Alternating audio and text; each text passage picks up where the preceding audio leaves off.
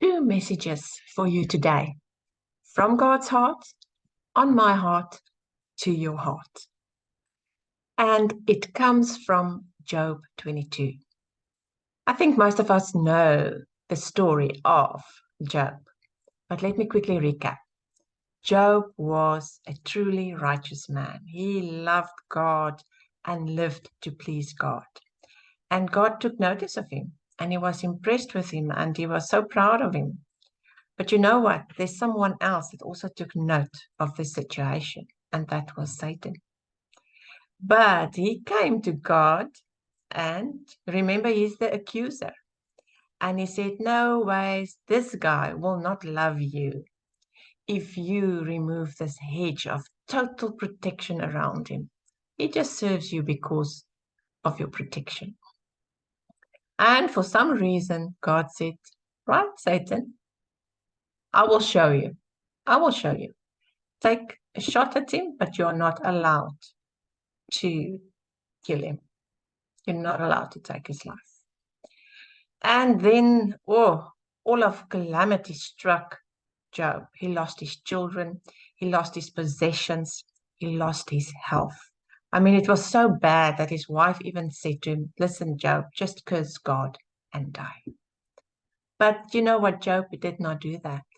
No. No. He was wrestling with God because obviously he was disappointed. He didn't understand what's going on.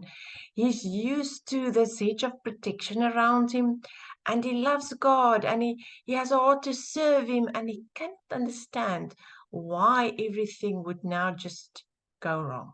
So he was wrestling with God. And he had three friends, and they listened to him. And you know what? They didn't understand. They didn't understand that he was just wrestling with God. He still loved God. He wasn't unrighteous. He wasn't sinful. No. But you know what? They were not on his side. They were talking against him.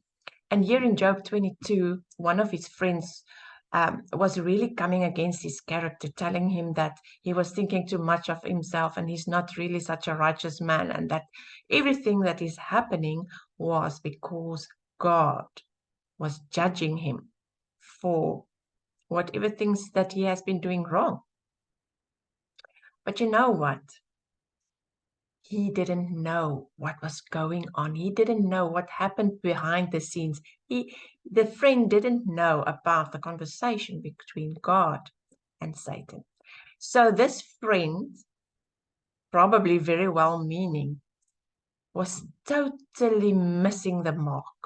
He wasn't correct at all. And this is the first message. I want each and everyone listening to this message to remind yourself always, do not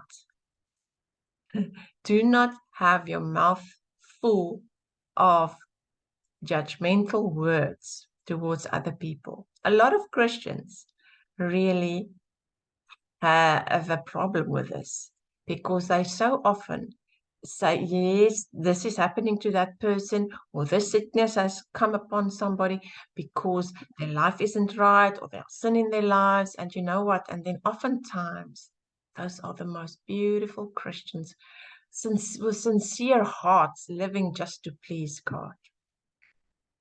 So we need to be careful to really just operate in love and not in opinions.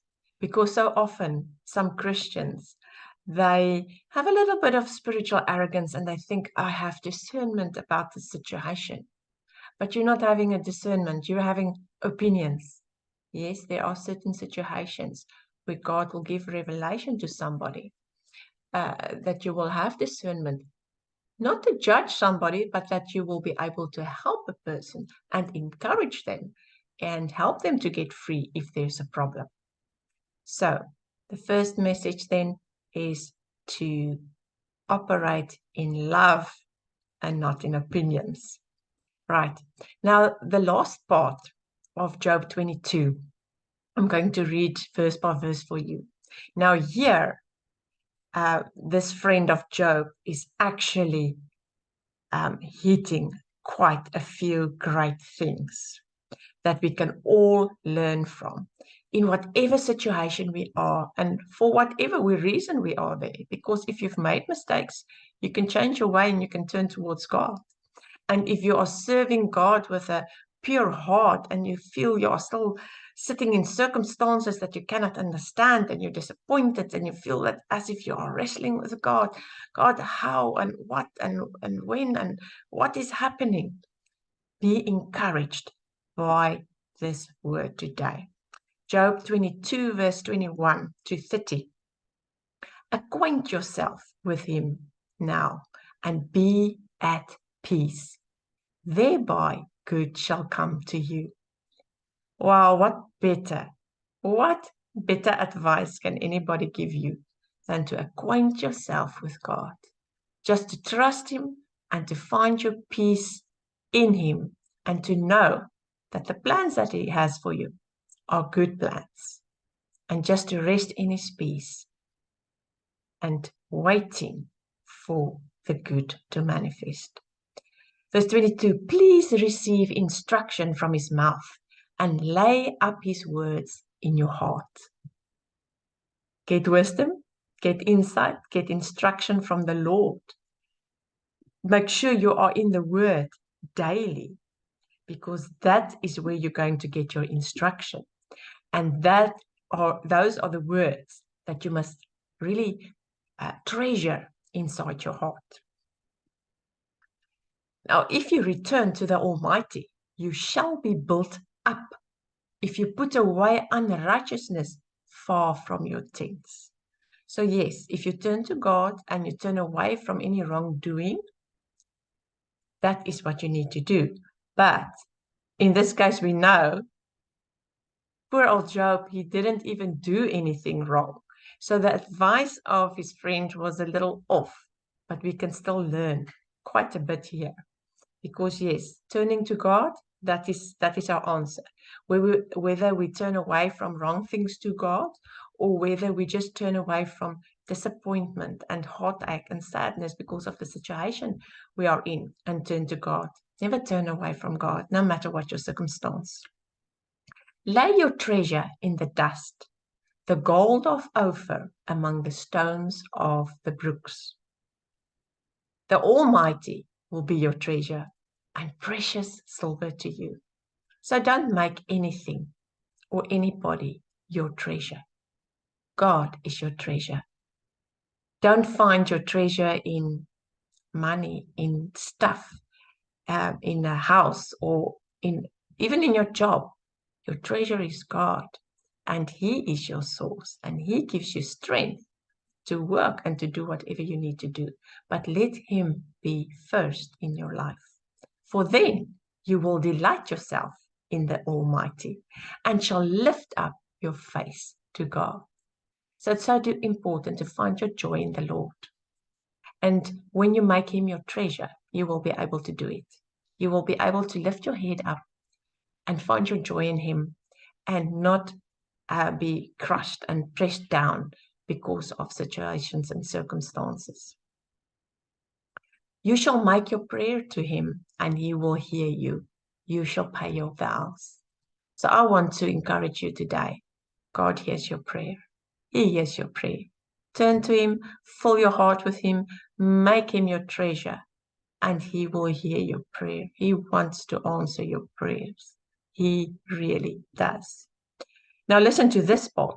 You shall also decree a thing, and it shall be established to you. Light shall shine on your ways. Wow. Isn't that where you want to the place that you want to come? To hear God's voice, hear what he is putting on your heart, and then you decree that thing and it comes to pass.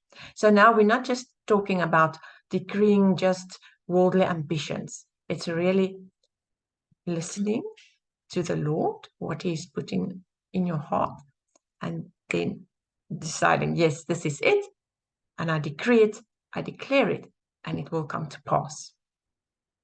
And God's light, his blessing will just shine upon it. When they cast down, you shall say, be lifted up, He will save the humble person.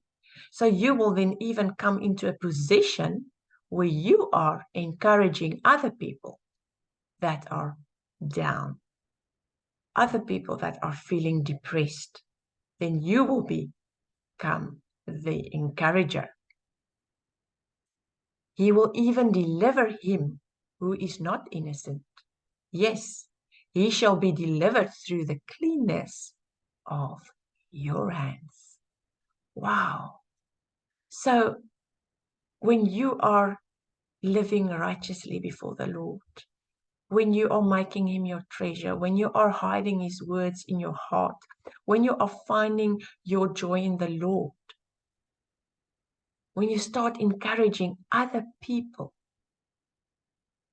then other people, even though they are not innocent, but you are praying for them, you are interceding for them, then he will even deliver them for your sake. Wow, this is quite a profound word, and I want you to really go and think about this, go and pray about this, and just realize what a wonderful God we serve.